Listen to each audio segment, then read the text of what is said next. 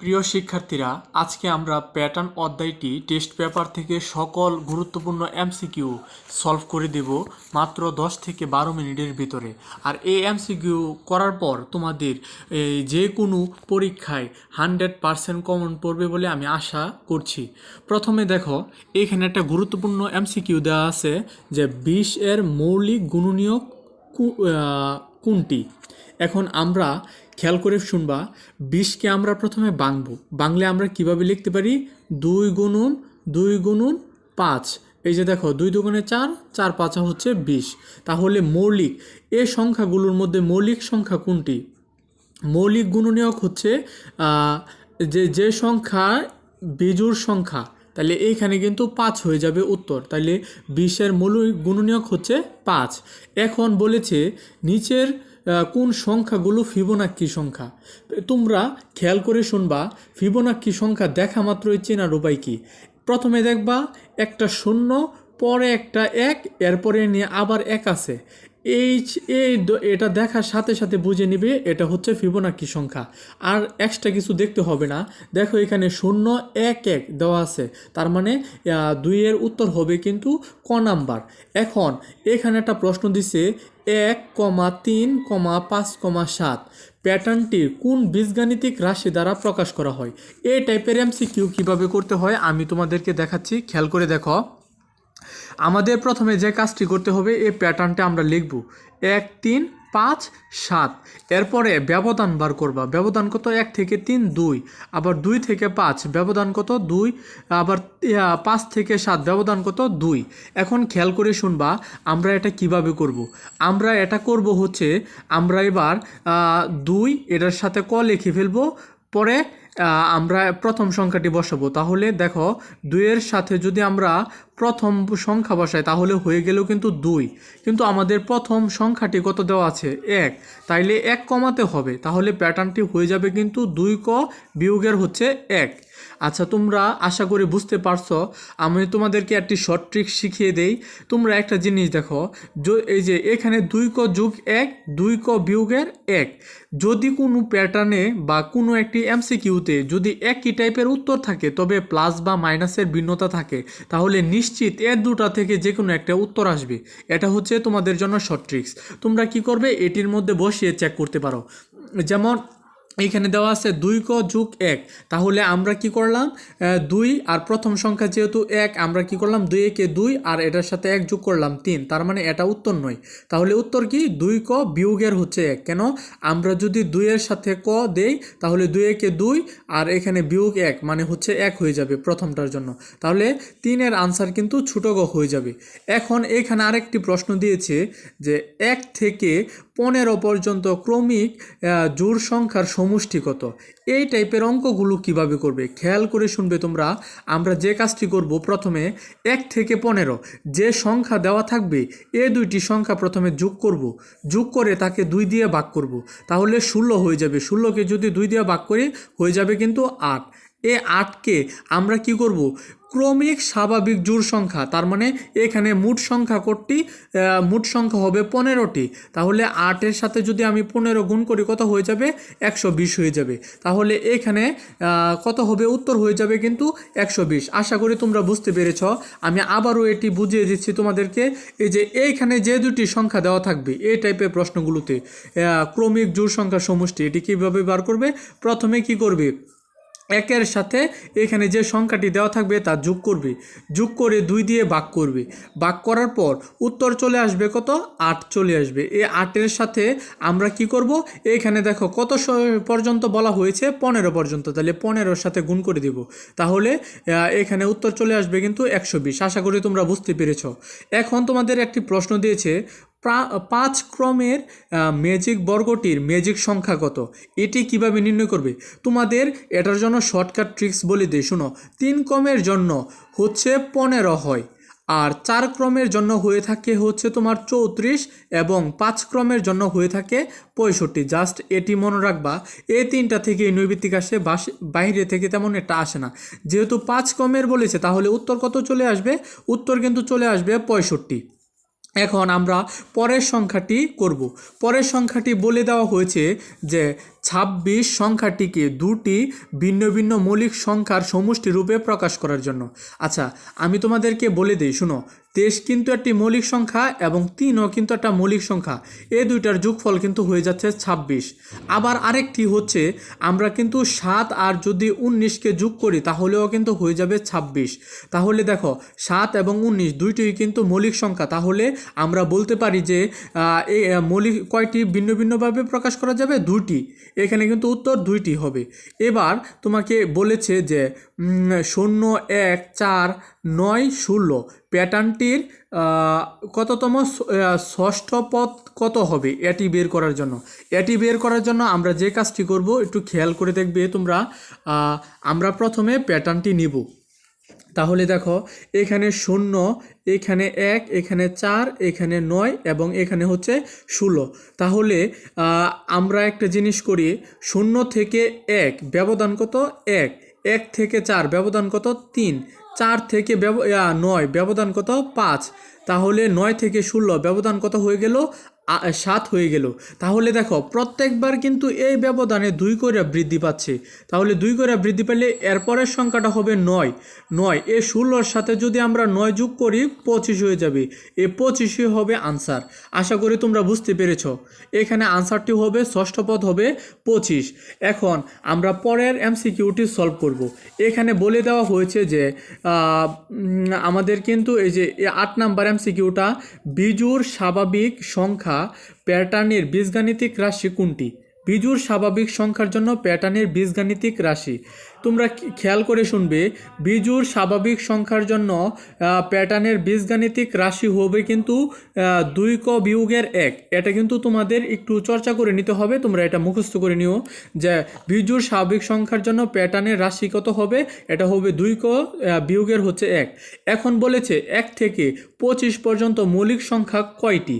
আচ্ছা, 1 থেকে 25 পর্যন্ত মৌলিক সংখ্যা হচ্ছে 2, 3, 5, 7, 11, 13, এরপরে হচ্ছে 17, 19, এরপরে হইতেছে হচ্ছে তোমাদের 23। তাহলে দেখো তো কয়টি? 1টা, 2টা, 3টা, 4টা, 5টা, 6টা, 7টা, 8টা, 9টা।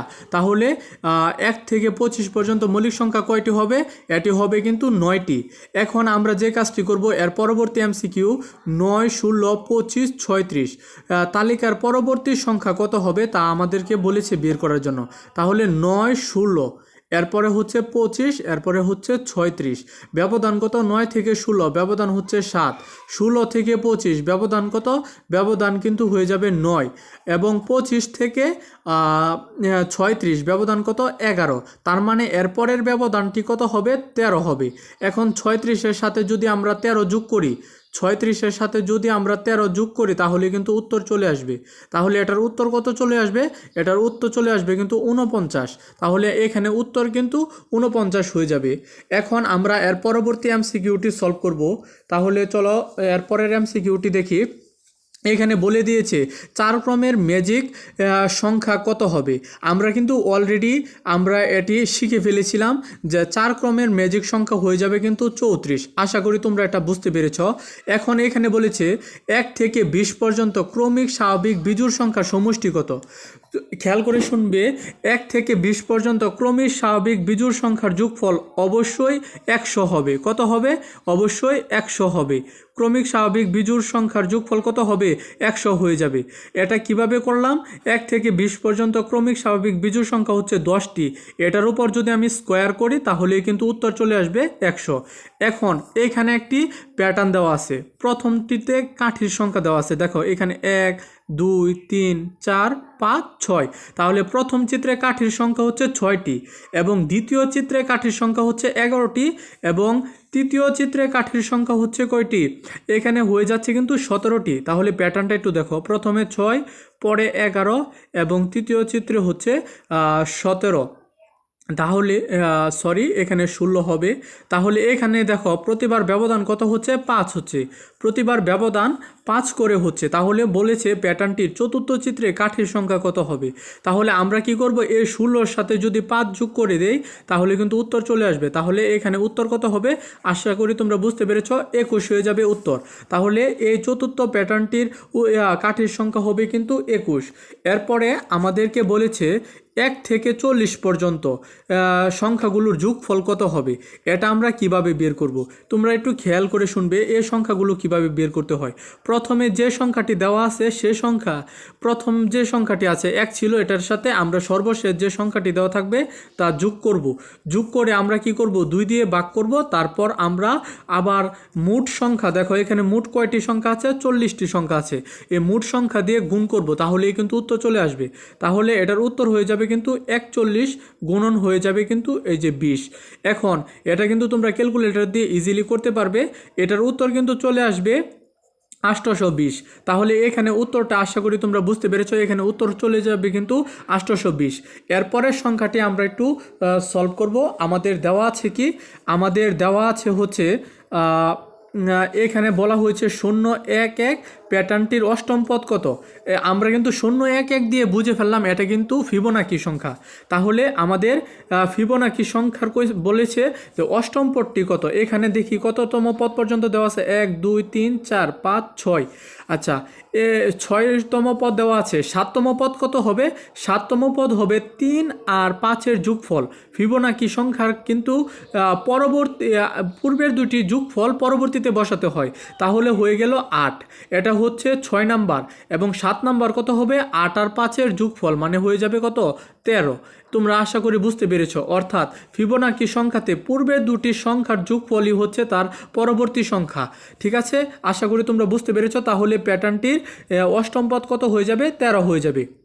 এখন তোমাদের আরও একটি প্রশ্ন দিয়েছে, 10,001কে বীজগাণিতিক রাশির শততম 10,001 কোন বীজগাণিতিক রাশির শততম পদ।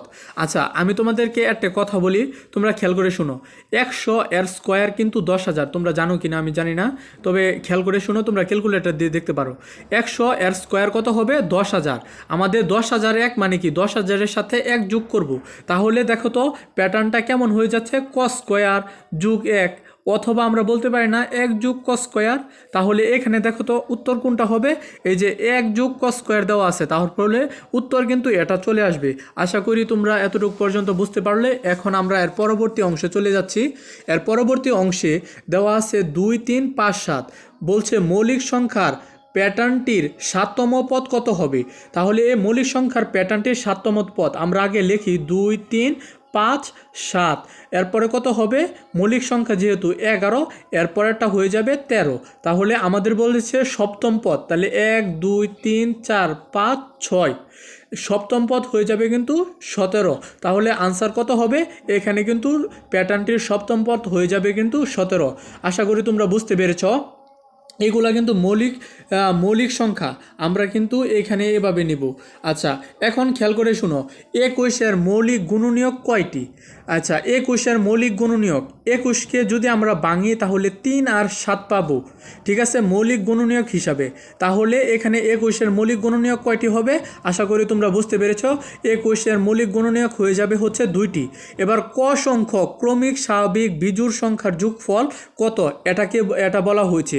তোমরা খেয়াল করে শুনবে, বিজোড় স্বাভাবিক ক্রমিক সংখ্যার যোগফল বের করার সূত্র হচ্ছে cos স্কয়ার। তাহলে আমরা এটা কি দিব, আমরা ক সংখ্যক ক্রমিক স্বাভাবিক বিজোড় সংখ্যার যোগফল হয়ে যাবে কিন্তু cos স্কয়ার। এরপরে 1 থেকে 100 পর্যন্ত কয়টি সংখ্যাকে দুটি বর্গের সমষ্টি রূপে প্রকাশ করা যায়। আমরা জানি 1 থেকে 100 পর্যন্ত মোট 35টি সংখ্যাকে কিন্তু দুটি বর্গের সমষ্টি রূপে প্রকাশ করা যায়। এখন আমরা এর পরবর্তী এমসিকিউটি দেখব। এখানে দেওয়া আছে 1, এরপরে 3, এরপরে ফাঁকা, এরপরে হচ্ছে 27, এরপরে হচ্ছে 81। একটু এদিকে লক্ষ্য করো, 27কে যদি আমরা 3 দিয়ে গুণ করি তাহলেই কিন্তু 81 হয়, এবং 1কে যদি আমি 3 দিয়ে গুণ করি তাহলেই কিন্তু 3 হয়। তার মানে এইখানে যে সংখ্যাটি আছে তাকে আমি 3 দিয়ে গুণ করব, তাহলে এখানে সংখ্যাটি চলে আসবে। তাহলে দেখো তো, 3কে যদি 3 দিয়ে গুণ করি তাহলে কত হয়ে যাবে, 9, এবং এই 9কে যদি আমি 3 দিয়ে গুণ করি তাহলে হয়ে যাবে 27। তাহলে এখানে কত উত্তর হবে, আশা করি তোমরা বুঝতে পেরেছ। এখানে উত্তর হয়ে যাবে 9। এখানে হচ্ছে 3 ক্রমের ম্যাজিক বর্গের ম্যাজিক সংখ্যা নিচের কোনটি। খেয়াল করে শুনবে, 3 ক্রমের ম্যাজিক বর্গের সংখ্যা হবে কিন্তু 15। 3 ক্রমের ম্যাজিক বর্গ সংখ্যা কত হয়ে যাবে, 3 ক্রমের ম্যাজিক বর্গ হয়ে যাবে কিন্তু 15।